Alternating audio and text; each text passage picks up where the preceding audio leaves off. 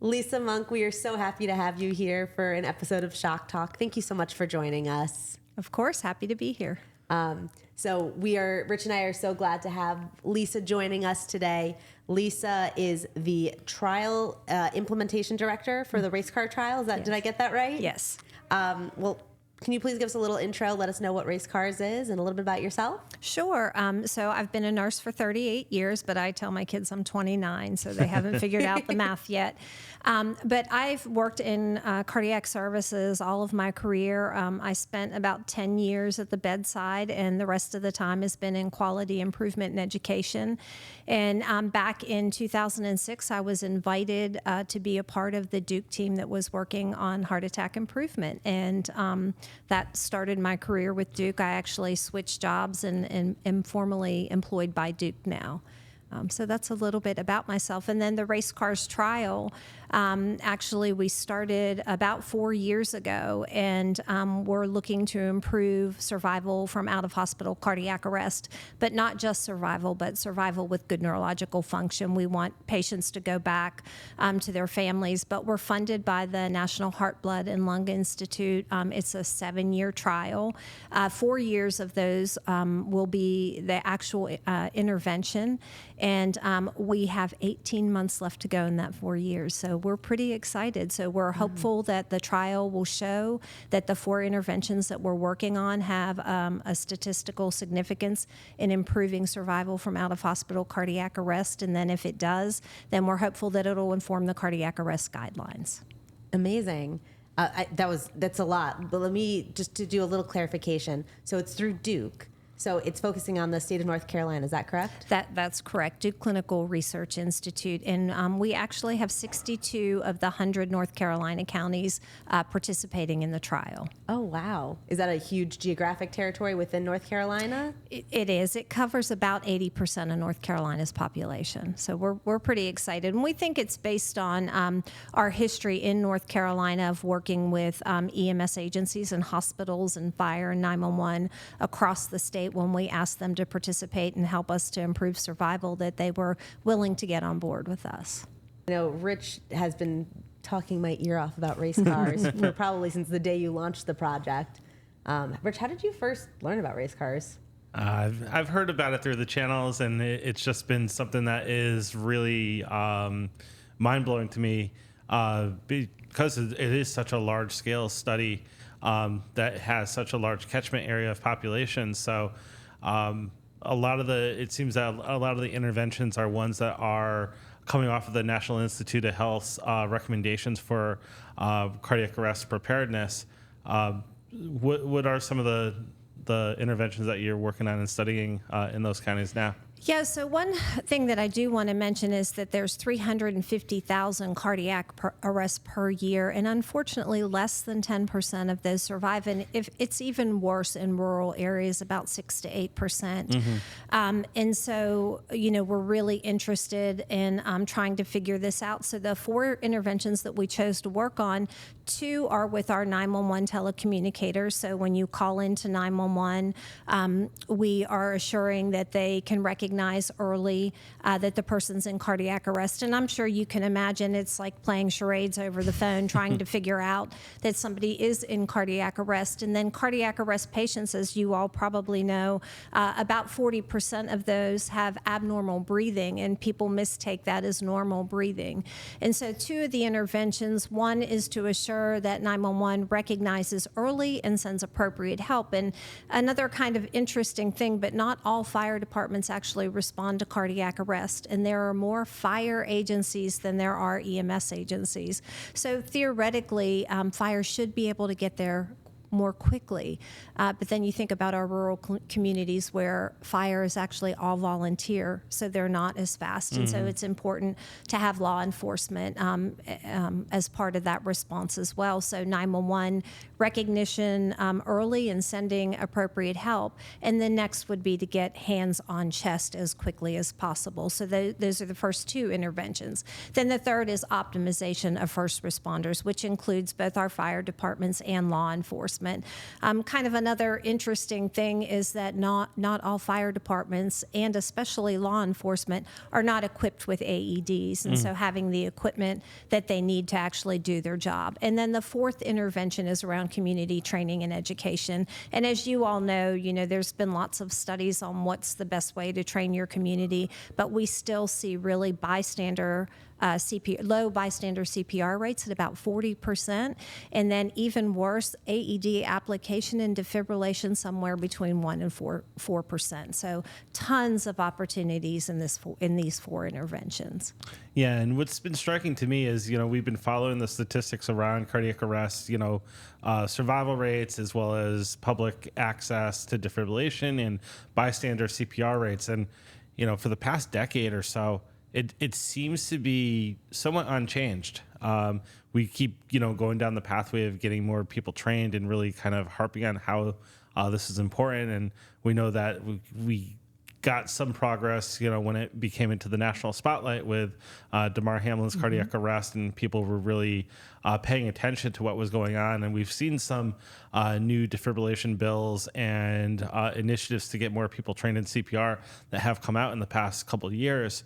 But those numbers still seem to be somewhat unchanged. So do you have any insight as to what more we can be doing to kind of tick those numbers up? So it's, interesting that cardiac arrest survival hasn't changed in 40 years. I mean, that's sad in itself. And I think that our opportunity, while I do think that community education, we have to continue it. I think having it in schools in North Carolina, it's actually a graduation requirement.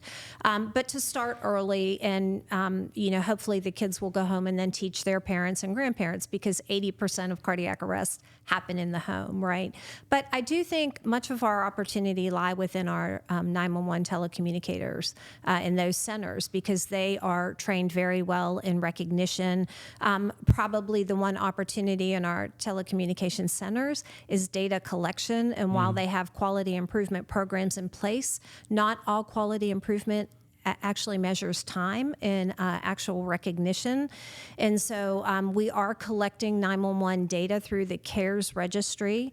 And I believe that there is a ton of opportunity there to educate further our 911 telecommunicators and to get them, performing better than they are today.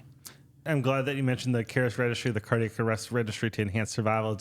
That's been one of the things that really excites me. When I attended Resuscitation Academy up in Seattle a few years ago, and one of their big mantras was measure and improve, then measure again. And it's always kind of going that back and forth. We can't have an idea of where we're at and what we need to work on until we're doing those measurement steps. And I think CARES really kind of gives a lot of communities the ability to be able to do that measurement, to be able to take a snapshot of where they are right now and how does that compare to other communities of the same size. And then when we do interventions, what actually is making this tick. And I was really thrilled to hear that they got some congressional funding last year to be able to expand CARES to a much larger catchment area nationwide. And I'm really excited to see the amount of participation that's going to happen with that, because that data is really valuable to know exactly what we're looking at when it comes to cardiac arrest survival and things that we need to really be working on. Yeah. It's wonderful that, Duke is embracing it just for the state of North Carolina, which I would assume has pretty wide variation of incomes and rural versus urban. And if I have it right, race cars is not just a cool name, but it actually stands for that they've randomized how they're doing the interventions. Is that right? It's correct. It's the randomized cluster evaluation of cardiac arrest systems. So it is interesting where we've started and where we are today. Originally, race, we were hopeful that we would get funding from NASCAR, but that never worked out for us. But actually, race really, we say that that as a joke, but race really was around the work that NASCAR does in their pit crew, right? We've learned tons from them, and it's similar to trauma systems, right? We know that everybody has to have a specific role, that you have to practice those roles, that you have to give people feedback, and you have to time them. And so in our work in race, it is all about that, about organizing people and that they know what they're supposed to do, and that we give them feedback, and then we start again, right? If we're not doing as good as we should be, then we need to change the process. And that's kind of where, race got started. And we actually started in acute heart attack care. And then we took it to cardiac arrest care. We were part of a large quality improvement project called Heart Rescue from 2010 to 2015. I mean, we were with the big wigs of cardiac arrest care, right? The Seattle, Arizona, UPenn, but North Carolina was chosen because of our work in heart attack care. We were able to organize systems of care, and the work that we did in North Carolina around acute heart attack was actually used as one of the models for the American Heart Association Mission Lifeline program. So we're pretty proud of that. Yeah. And you've been a part of that since 2006. The original race started as a quality improvement effort by Duke. They noticed that their transfer heart attack patients were taking a long time to treat, and so they did a small quality improvement effort, and it was so successful that they were able to move forward with funding, and therein started the original race project. We had 9, we call them PCI facilities, but they had the capability to take the patient to the cath lab when they were having a heart attack and actually treat them. And then a few years later, we actually brought all North Carolina hospitals up and running on the acute heart attack. So excited that, essentially now, unless you ignore your signs and symptoms of acute heart attack, you don't die from it anymore. I mean, we were able to reduce mortality to pretty much really nothing. Able to really move the needle with those interventions, which is, gosh, it sometimes feels like, especially in cardiac arrest, where most of our focus is on, like, as you said, the needle really hasn't moved in 40 years. That's incredible that just like a really focused effort was able to. Is there like numbers you're able to cite? And off the top of your head, I know it might be hard, but like the kind of difference that the interventions, proved out over that initial for the heart attack improvement. Yeah. Other than we got down to a pretty low mortality rate, we did reduce the time to treatment. That was the big thing, and especially on patients that had to be transferred. It was pretty fascinating, actually. At the time we started the heart attack improvement work, EMS didn't even have EKG machines, which is crazy to think about now. It's equivalent to, in cardiac arrest care, fire and law not having AEDs. But what we did was we trained paramedics to interpret EKGs. We trusted them. We actually have some great publications on it, and in the field they would make the call. If you're in a rural community, stopping at that small hospital when truly you couldn't be treated, it was a better choice to bypass that hospital if the patient was stable and get them to a center that would treat them more quickly. So we improved then times to treatment. We still do have an opportunity in rural communities to have to use lytic therapy, where it breaks down the clot that you have because you're having a heart attack, and that's still an appropriate treatment in rural communities, where transporting that patient quickly or in a timely manner, because the sooner we treat the blocked artery, right, the less damage to the heart. And that's ideally, again, we want to send them back to their families as they were before they had their heart attack, similar to what we do in cardiac arrest. Awesome. So that was the race kind of trial. And then so that eventually, as you guys got integrated into the bigger program, it formed or turned into race cars? Correct. And it's the cardiac arrest resuscitation systems. We've changed the name over time because honestly, it's about time-sensitive illnesses. But when we first started, it was reperfusion, which was opening that blocked artery. So, over time, it's changed. And then when we had the trial, we changed the name to reflect that it was a true clinical trial. Gotcha. Yeah. So you spoke a little bit about your history and your, how you got to where you are, but I would love to go into it more, as a nurse. And, I think a lot of folks, especially young nurses getting into the field, there's a very traditional path that they see. I graduate, I get a job in a hospital, and I work into a hospital till I retire, or maybe I'll go to a clinic. Yeah, is and- like my semi-retirement job is always a thing. Like I'm like, maybe I'll go be a school nurse at some point. Yeah. But there's so much that you can do. You said QI, is that right? Yeah, so it's interesting, where you look back and you think I started off as a 2-year nurse and took advantage of the going back to school to finish my bachelor's and master's degree. But I spent 10 years at the bedside in the open heart intensive care unit where we recovered patients that had open heart surgery. And I feel like what a great perspective in meeting families and understanding the issues that they're going through. As well, I grew up in West Virginia. My mom was 57 years old. She called and said that she'd been to the doctor and they gave her pain medicine. And asked her what happened, and she had classical chest pain, heart pain, left arm pain. It would almost go away when she would rest. And my sister is also a cardiac nurse, so we ran home, brought her to North Carolina. She had 5 bypasses at 57 years old. So in that, I saw that there were some disparities in how women were treated. And so when I finished my master's degree, I actually moved on to a corporate training position, which not only did I coordinate and teach all the critical care courses, so the clinical piece of it, but I also was able to learn and teach leadership courses.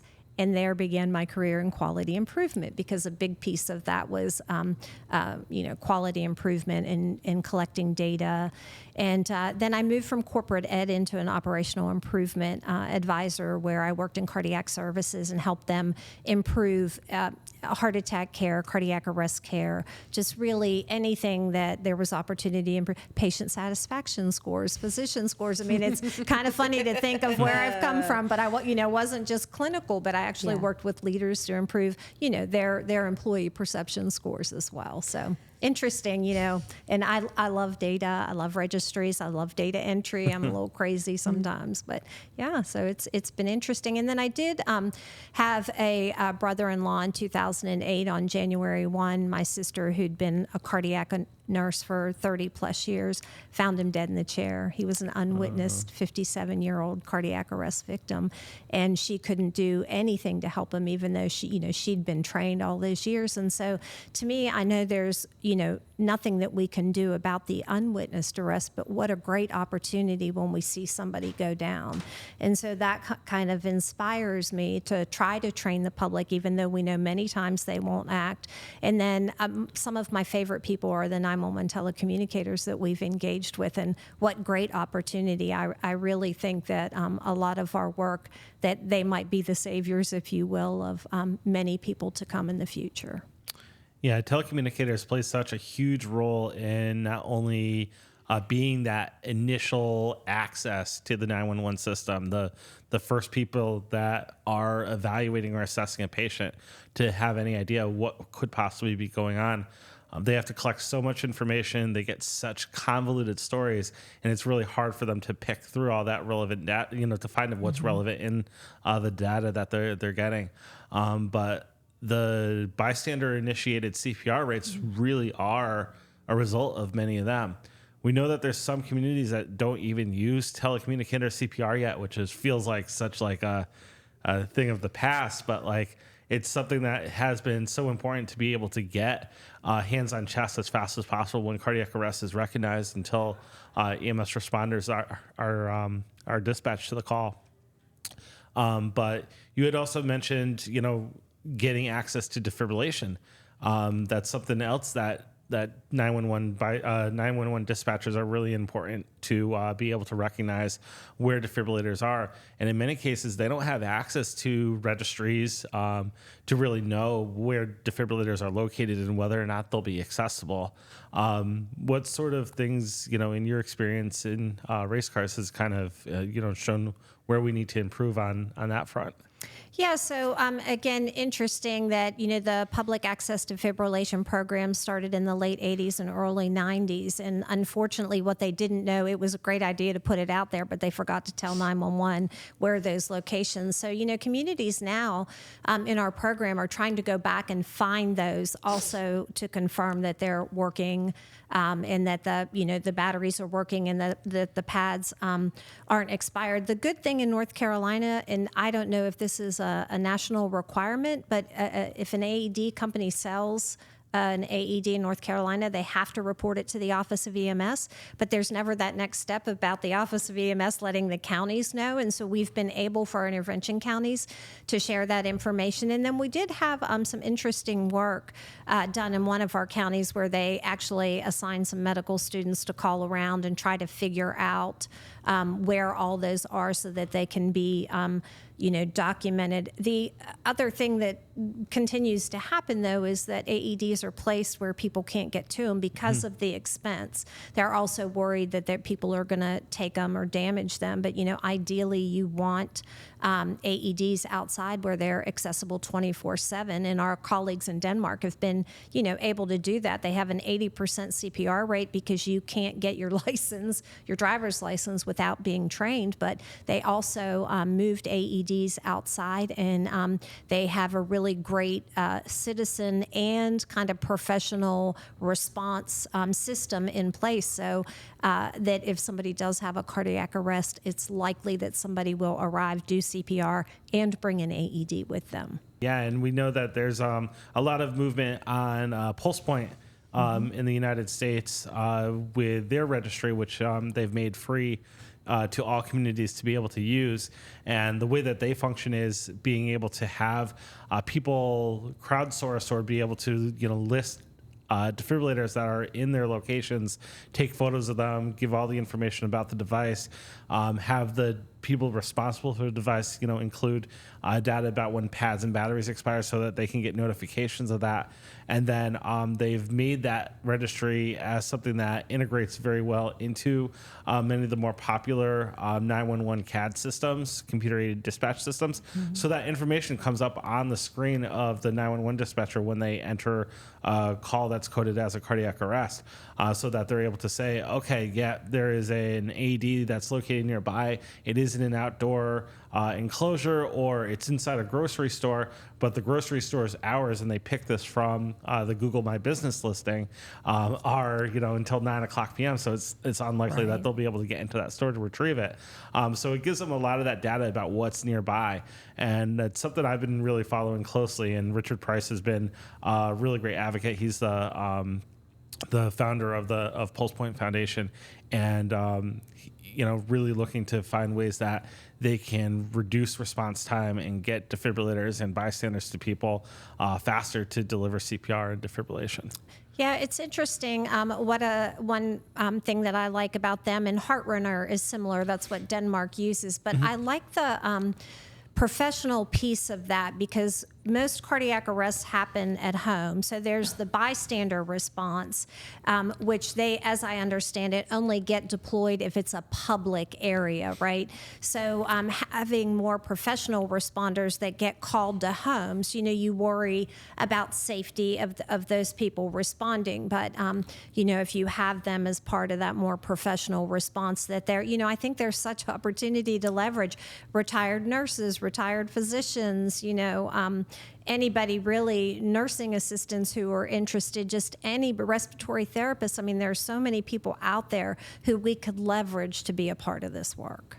Yeah, there's been a lot of those innovations that they've come up with, and I think the original PulsePoint system was that crowdsourced CPR. People that would download the app to their phone, in communities that would participate in the program, they would send out that alert to anyone that was nearby.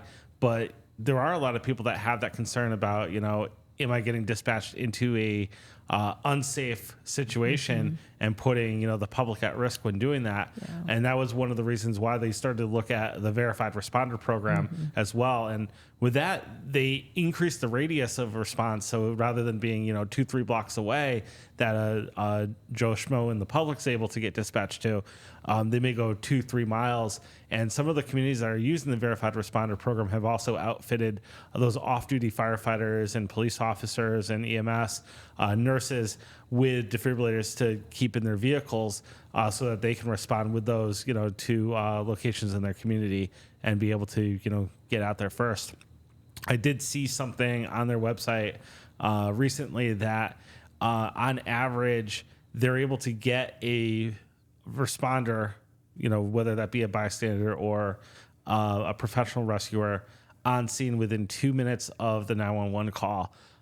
compared to the 6 to 8 minutes that we typically see with EMS arriving. So that's a pretty significant difference when, we're talking about trying to get people there fast, and really fascinating to see the data that they're collecting as well to, really attribute how fast they're able to increase response times. Yeah, and I'm encouraged, especially in our rural communities. We call them super responders, but it's the one person who has their radio on 24/7. We had one, he answered something like 200 cardiac arrest calls because he was passionate about showing up. He said, those could be my neighbors. So we gifted him an AED because he was a super responder. But I do think it's a good idea. Like, that's out of the box thinking, right? You don't want the rural communities to have to run back to the station because it delays. So, are there ones who respond, staff who respond more frequently? Let's give them an AED. The other thing is to think out of the box, get the AEDs outside, where if the volunteer fire person is on their way, that they know where the location is, they could pick it up and take it with them. So again, would eliminate the need to outfit everybody with an AED, but if you knew where they were strategically, you could pick them up on your way. Yeah, that's something that we've really spent a lot of our focus on is, strategic placement, outdoor accessible placement. But I am curious, and it's a little bit back from what we were talking about, but when we're talking about the 911 dispatch centers, because you have such a wide radius, I'm curious, do you guys have a lot of disparities of the capabilities of the 911? Like, are there ones using computerized dispatches versus pen and paper? And do you see effect of that? We don't. Most are on the computer now, but we do still have a few smaller agencies that actually still use the cards. And the one thing I always think about, and especially Helene would be a great example, where all the computer systems went down and they had to go to the backup cards anyway. But ultimately, they're all trained the same way. They have the same requirements as a telecommunicator. And so even though they might not get those calls as frequently as a larger city, they're all still trained the same way. And they do have mandatory requirements on a yearly basis for continuing education. And it's difficult, right? Not only do they have to learn about cardiac arrest care, but they have to learn how to enter the data into the systems, and to, they are definitely multitasking, right, to get the people to them that they need while they're trying to think about, okay, let me switch over to the CPR instructions. So fascinating how much 911 actually does, but we're in a big kind of world of hurt, I call it, because turnover is high, pay is not great, they're not professionally recognized, and I think it's terrible because really our hands lie in their lives, right? With their calls. I mean, how good they are can make or break whether a person survives or not. And they just don't get the recognition, that they should get. That's a really important point. I've heard multiple, not the survivors themselves, but the responders, the people that had called 911, and I've heard them speak on how that person on the other end was their lifeline, and that a lot of them attribute that to being the reason that their loved one survived. Is like, that person stayed with me on the phone the whole time. They helped me count. They, talked me through. They asked me questions. Like, it truly is especially in the case of cardiac arrest, where those first few minutes are the most important. That lifeline that's available for everyone it's amazing how tenuous that could be if as you said, there's high turnover, and you don't know who's going to answer the phone. Right. But I know they're all so well trained, and you said they're unsung heroes. Yes, they really definitely are. And you were at the Cardiac Arrest Survival Summit out in San Diego. I was. One of the keynote speakers were the Glockenflockens. Yes. They're comedians, but also have a really, really good story, scary story. And I remember listening to Lady Glockenflocken's 911 call when he went into cardiac arrest at home. And I think her real name is Kristen Flannery. But Kristen's 911 call to report her husband's cardiac arrest, and their children were home, and the telecommunicator stayed so calm and talked them through, and was just like a rock through the whole situation. Yes. And she ended up doing CPR for a good probably 10 minutes or so, if I remember right. It was on during that. COVID too. During Yeah, COVID. so fire had to mask before they could come in. So yeah, she had done CPR for quite a long time. But I think that really is another testament to the unsung heroes and the work that those telecommunicators have to do on a daily basis. And they don't get that like moment after that call ends to like, okay, let's regroup. It's all right. Call's ringing again. Next call. And they have to move on to the next thing that's going on.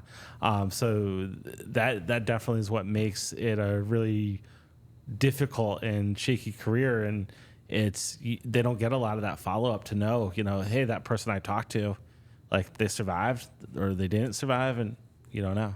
One thing that we've always tried to do, and this goes back to our acute heart attack days or stroke or cardiac arrest, is to bring the survivor back and to allow the team to meet them. And I think, it helps to see, because the reality is most cardiac arrests don't make it, right? And so to see your efforts actually be successful and to get to meet the people, that you had a hand in saving their life. And it's cool. So we do recommend that, they do survivor celebrations periodically. Kind of similar to us as nurses, those patients that come back and visit, you might Yeah. have gotten them through that acute stage, but then they went to step down, and it's hard to follow where they go, but you remember their stories. I can think of patients that I took care of 10, 15 years ago, just like that, and I've wondered about them before. Yeah. And that's really great that you guys are doing that. It's important for the mental health of Definitely. those, like you said, with the high turnover rate. I'm sure a lot of that is the anguish, the mental burnout from just hearing people's traumas, and sometimes if you're in the field, seeing people's traumas. So that's great. Those little wins, I don't know if people in the public know that, but just that little check-in can sustain a medical practitioner, a 911 operator for a long time. Just to know that there is a win out there. Yeah, we do recommend to our intervention counties that they do share the stories in the public, because that does help with training and education, that people were more, look what Damar Hamlin did for CPR. It was something like 700-fold that people accessed the CPR videos. So, just getting information out in the public. And then if it happens to be somebody you're going to think to yourself, wow, I really should go and, check out and make sure I know CPR, especially since, 80% happen at home, and the likelihood of you doing CPR, it's going to be on somebody you know.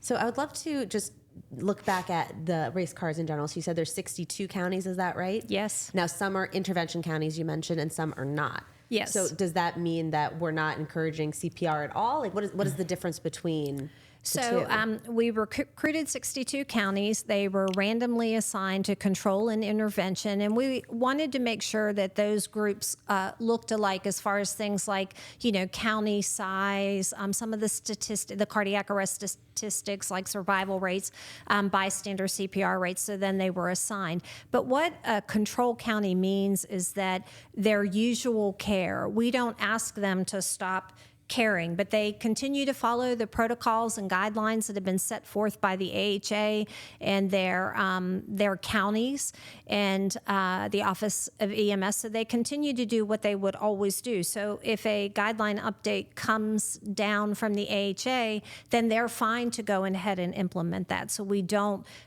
ask them to stop, but we work more closely with the intervention counties. We talked about how important the feedback is, right? So as we ask them to implement these 4 interventions, then we provide feedback pretty frequently on a quarterly basis, and then they also get to see their cumulative data. Now, we aren't showing them what the control county performance is, because they also are collecting CARES registry data. So they can compare themselves to the other intervention counties and the roll-up of the intervention counties overall. Interesting. Yeah. So at the end of the 4 years, you guys are going to be able to take all that data back and see, was the needle moved from any of those individual interventions? Are there any communities that are doing multiple interventions simultaneously, or is it just what in the intervention communities, it's one thing that you guys are trying to do? No, so it's all 4, but it's interesting. We're already,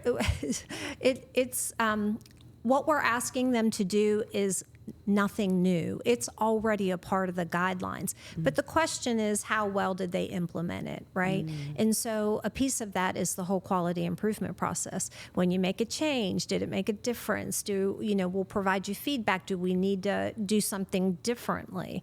So really in the intervention counties, all 4 they have to implement, but again, they should be things that have already been implemented. So our role really is to get to know the county well and see where there are opportunities to improve. The other kind of interesting thing is, we have a mix of rural and larger counties that have, lots of resources. So being able to bring like counties together to talk about barriers and successes and to learn from each other. And that has really been helpful for our intervention counties to move forward. That's cool. And have the intervention counties embraced those opportunities and to participate and engage with each other? Definitely. They're always willing to help other people. And I think they understand that, the more they share their information, that the better outcome it is, for the patient. And so I've never had anybody tell me no, honestly. Wow. Yeah. And is the race cars team physically sending people out to go check in and work with the teams or the counties rather? We do. So we actually have yearly site visits, which start in the spring, which means that we go and see 31 counties. And then in the fall, we have regional meetings where we group, similar counties and geographically located together. So we go out. Then we run calls. They were more frequent when we first started to make sure everybody understood the interventions and what issues they were having. Now we're down to once a month. We run a community call, an EMS call, and a 911 call. So I learned so much. We just spent some time on the 911 call walking through, how we might improve the hands-on chest time, because we're doing a great job at recognition, but we're not so fast at getting hands-on chest. But there are a lot of barriers, like calming somebody that's freaking out because they're having to do CPR, or, getting the patient moved. So, yeah. Yeah. And you guys have some cool high-tech things you're kind of working on, right? Yeah, so separate from the race cars trial, we have a project that's ongoing right now called Restore Care. It's part of the American Heart Association effort to improve rural care. And so we're actually trying to deliver AEDs by drones in rural communities. And ideally, they would get there in 2 to 5 minutes. And, again, the more quickly we can treat the patient, the better the outcome. So, yeah, we're going to be in Forsyth County in North Carolina, and we're building on an existing what's called Drone as a First Responder program, where they use it for police matters. If they have a lost person or an Alzheimer's patient, they can send the drone out.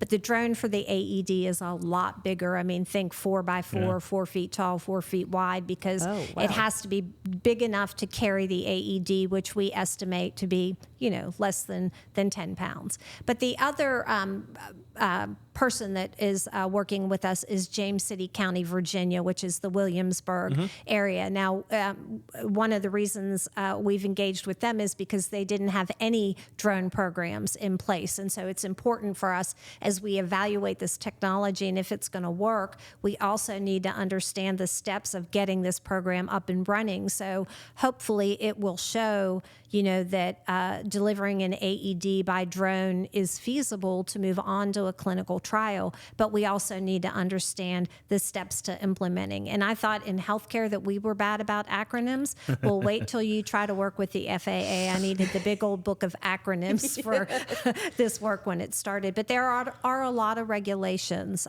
around flying a drone. And certainly we want safety to be an issue for those people on the ground. We're not spying on people. We're trying to deliver a piece of equipment, that's life-saving.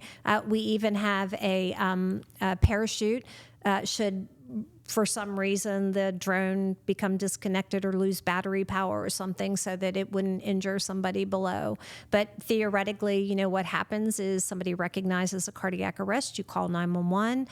We have the drone pilots also listening into those 911 calls, so whoever figures out first that it's cardiac arrest, the drone will be launched. The drone will get there. Meanwhile, 911 is giving CPR instruction. And when the drone gets there, it it, we have a winch, so it lowers it down to the ground. I think it's at 100 or 120 feet. They lower the AED down, and when it touches the ground, it automatically releases, so the winch goes back up to the drone. Then the 911 telecommunicator would say, the AED is there, instruct them where to go and get it, bring it back, and then either the telecommunicator can prompt them in how to use it, or they can follow the instructions on the AED. And as we all know, it's meant to be used not by trained personnel, right? It's automated. So get it opened up and you can follow the instruction. It's pretty cool. No pun intended. I saw that it got piloted a few weeks ago. Have you had, and is it a live program now, or that they're still working on building it out to So we've done some trial runs, and just as like a demonstration for the community, but actually we're waiting on the actual drone to come in right now, and then it'll be implemented in steps, right? The first thing we'll do is fly so many missions where the drone actually carries the AED out and then comes back. And then, we'll start the process. We hope in late January for that to be implemented. It's Very really neat. cool. Very neat. Are the pilots volunteers, or are they people that are on staff?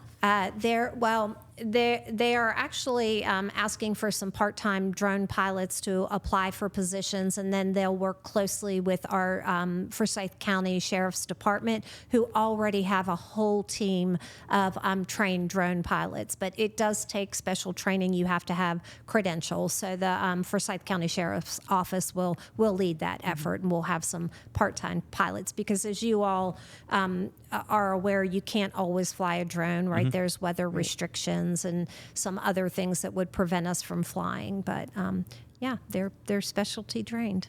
And so, are there communities in the U.S. that have made it live and has this program running? Not that I'm aware of. Now I know. Well, so the drone is a first responder. The police drone program. There are about 11 across the U.S. as I understand it. Now I believe that Florida is working on the AED delivery by drone, but I'm not sure that they're up and running just yet. Okay. Because I guess the one thought I have, and I'm sure this is a big consideration because we talked about it, but, there could be a million AEDs out there, but making sure folks know, yes, as you said, it's something that anybody can use. You don't need to be a trained responder. I wonder if you guys are working to tandem also do like AED, for additional AED exposure training, hands-on opportunities. Is that something you guys consider? Yeah, so the drone can only fly so far. So we know our boundaries. It's roughly 2 miles. It ends up being 4 miles because they can go 2 miles one way and two miles the other. But actually, we're working with our GIS team right now to identify all the businesses, all the church, all the neighborhoods, because we do, and I like basketball, are doing a full court press on those communities, right? But we don't want, we'll get the drone there with the AED, but if you don't take the next step and put it on, what good have we done if we can't get the community engaged? And there's a number of things that people are afraid they're going to hurt the person. Well, honestly, the person's dead. If you don't do something, they're not going to survive. The other piece is if you delay, they might survive, but their brains not intact. The other thing is North Carolina has the Good Samaritan law, so technically, unless you do something crazy like hook them to a car battery or something, I'm kidding, but you know what I mean, they're protected to act, to use the AED and do compression only CPR. And then of course there are other things like people don't want to do CPR on women because they're afraid there will be a lawsuit because they did compressions on a female chest. So lots of considerations, but certainly we will be doing the full court press on that community where the drone with the AED has the potential to deliver it to that community. That's amazing. And it's so important because we can come up with the most amazing technology and the most, high tech, but to your point, making sure folks know that they can do it, they are protected, that they are, and what the importance of those first few steps are. Like it's just it's top of the funnel and just getting people just aware of it. I feel like sometimes we're in an echo chamber where we're talking to people that know things. But we were talking earlier that we did a little volunteer event and just had families walking by, and I talked to plenty of adults. I'm like, have you ever had a chance to try CPR? And more often than not, their answer was no. Yeah. And there was hesitation to say, I said, hey, I got a mannequin right here. You want 2 minutes? You're waiting in a line. There's nothing else you need to do. And there was still the hesitation. No, thank you. The one thing I love is that we've gone to compression-only CPR, right? I mean, adults have 10 to 15 minutes oxygen theoretically, and if you do compressions, so there's no breathing on them anymore. Well, what if I hurt them? Well, they're dead if you don't, and they can recover from a broken rib. It's kind of like we have people hesitating to try to get them to a hard, flat surface, whether they're pulling them out of the bed or they're in a chair. But, they can recover from a broken arm, but not cardiac arrest. So, it's explaining. I think sometimes simple explanations for the public will get them to act. Same. So important. Yeah. Thank you for everything you're doing. Of course. It's so important that there are passionate people out there and doing the work and doing the research. And it seems like what Duke is doing is incredible, of really not just focusing on a certain community, a certain type of population, but just looking holistically at giving those resources out there, getting them to all different places to be able to really compare. Is this standout in the U.S., what you guys are doing at Duke? I think North Carolina has always led the way in, much of this work. I mean, our heart attack work that we did with the original race, we also had the Improved Stroke Care Project. So I think it's just part of our, wanting to improve lives for people in North Carolina. We used to say, we actually had a little brochure that said, travel to North Carolina. It's the safest place in the country to have a heart attack, stroke, or cardiac arrest. But I say that and I chuckle, but honestly, we really do want to be the best place. And I, again, have to give credit to all of our counties that have really stepped up to the plate. We all know that turnover is high, whether it's EMS, fire, law enforcement, 911, turnover's high. It's a stressful job. They're, volunteer fire, they're having a real issue trying to get people to apply, and the hospitals too, but they've all stepped up to the plate to take this on because they know it's an important effort. And I mean, one life saved means the world to somebody. So, and it has ripple effects too. Yeah, definitely. Yeah. Well, is there anything going on with race cars that we can kind of keep track of, or ways that folks can help or learn more? Yeah, I think we do have a website. It's racecarstrial.org, and that will tell you, more detailed information. You can see the map of North Carolina and who's participating.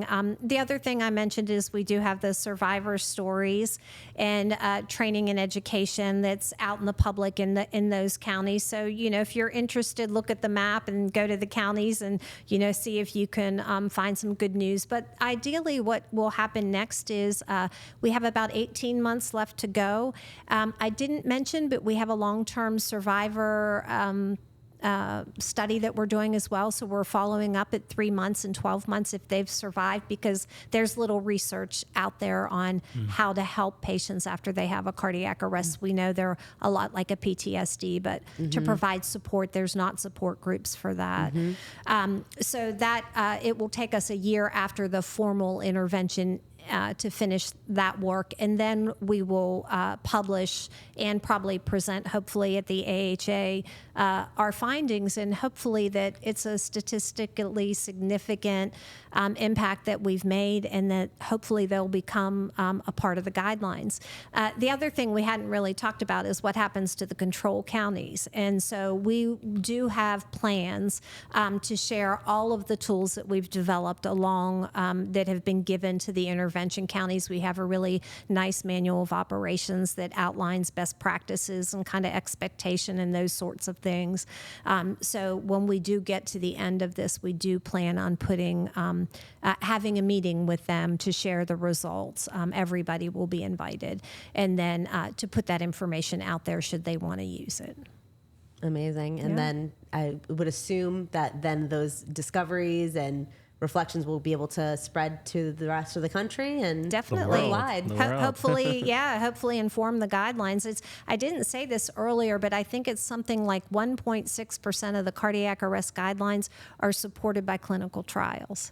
Only 1.6%, What? right? So I don't know if you remember the Institute of Medicine, I think it was as early as 2001, published the Crossing the Quality Chasm, and they talked about the need for clinical trials to improve outcomes for cardiac arrest. And again, 40 years, nothing has changed. It just hasn't. And we do have to have the links in the chain of survival, right? The community recognizing that the person needs help. They need to call 911. They need to be willing to step in and perform CPR. Then our telecommunicators, right? They have to be trained to recognize and give CPR instruction. We need law enforcement and fire to get there quickly. And they're trained as well in the pit crew approach that we talked about, where they all, have their roles. And then, EMS comes and takes over for that advanced life support.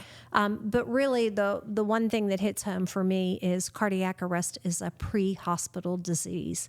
It doesn't matter if you get them to the hospital if they've not had CPR and an AED applied. We really need to manage it in the first 10 minutes. I can't think of any better way to wrap up. That you just hit it home. Lisa, thank you so much for joining us, for sharing about this. Thank you for having me. It was incredible. I've learned a lot, and it just continues to reinvigorate about these areas that we're all so passionate about. Thank you for doing what you're doing. Of course.